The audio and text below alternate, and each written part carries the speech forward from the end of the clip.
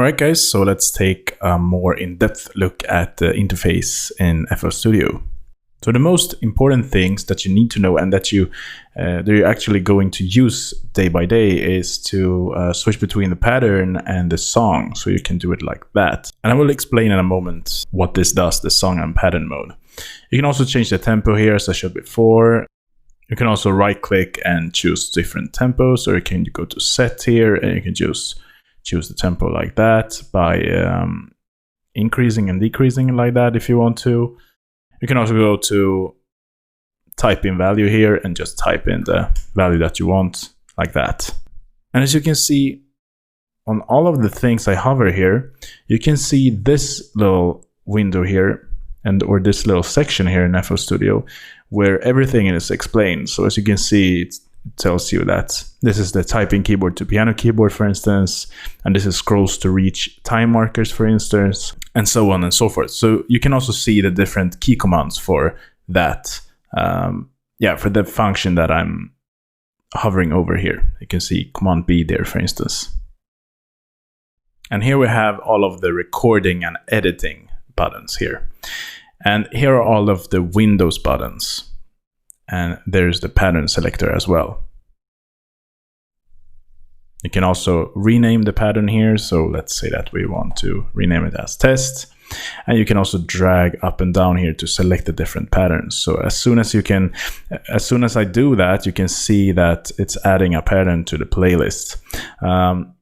It may not make any sense to you right now what these patterns does and why it shows up in the playlist, but I will explain that more in depth in a while. I will also create a full track in this course, so you will see how I use the playlist and use the different patterns as well. So I think that will make a lot more sense to you when you're watching me create that track live. The way it works with FL Studio when you're creating songs is that you're creating patterns, and then you're taking these patterns or clips and just arrange them in the playlist, so that way you arrange the track.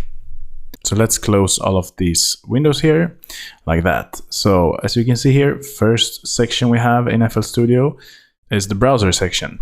And here you can see all of the different samples and different files you have on your computer, as well as the different plugins that comes with FL Studio, as well as different plugins that you have as audio units on Mac or VST on PC.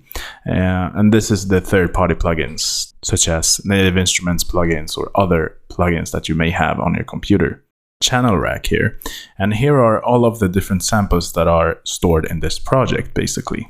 So creating patterns within this channel rack. And after that, when you're creating the pattern, you can insert that pattern to the playlist. So the channel rack contains all of the samples that you have in the project.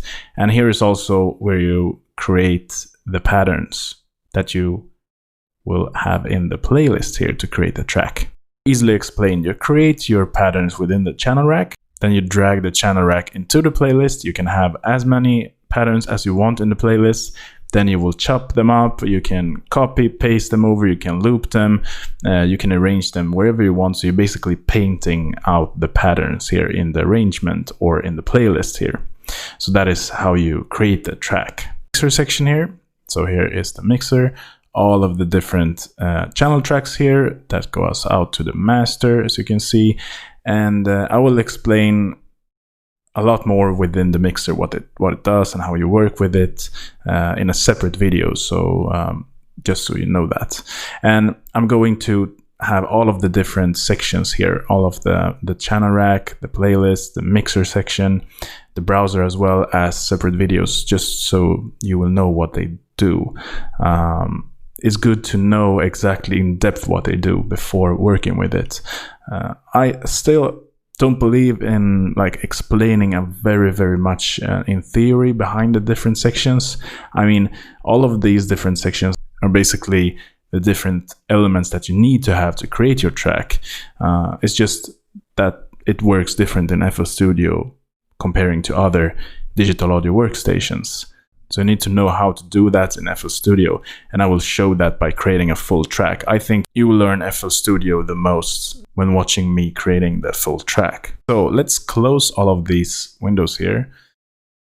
We're going like that.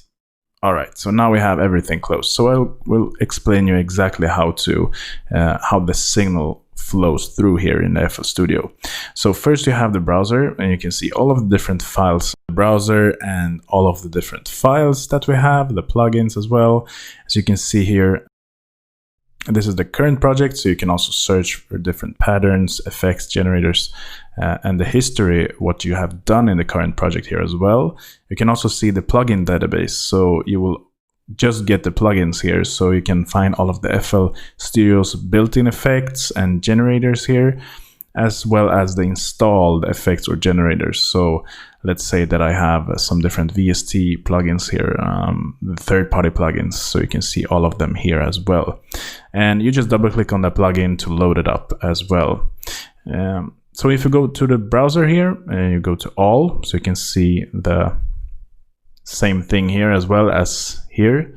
You can also create a new snap, so you can create your own view of the different things that you want to have in the browser. But if you go back to all, you can also search for different samples that we have here in the browser as well. If you want your own folder here, as you can see, there are different preset folders here. You can add them in. So let's say that I have a sample pack folder on my hard drive. You can add that to the browser here as well. So you do that by go into options and file settings, and here you can see browser extra search folders. So here I can just press the folder and just find, let's say, a sample pack. All right, so I want that sample pack, or let's say that I want the full sample pack folder. So I'm opening up like that. I can also choose a folder inside of the folder. So let's say that I want Deep House Top Loops folder here as well. So now I can also choose a browser name here if I want to call it something else than the folder. But let's have it like that. And now you can see this is you can expand them like this, like that. So that is very nice to use. And the browser in FL Studio is amazing. It's very fast, it's very quick, it syncs with the tempo if you're working with loops and other stuff like that. So that is very nice.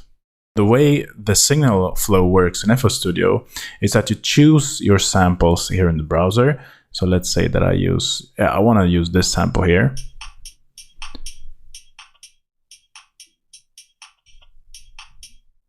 So I just right click and open a new channel, and that will load up this interface here. And this is basically the sampler in FL Studio. You can see the sample, you can browse it like that. You can also drag it like that. You can reverse the sample, normal.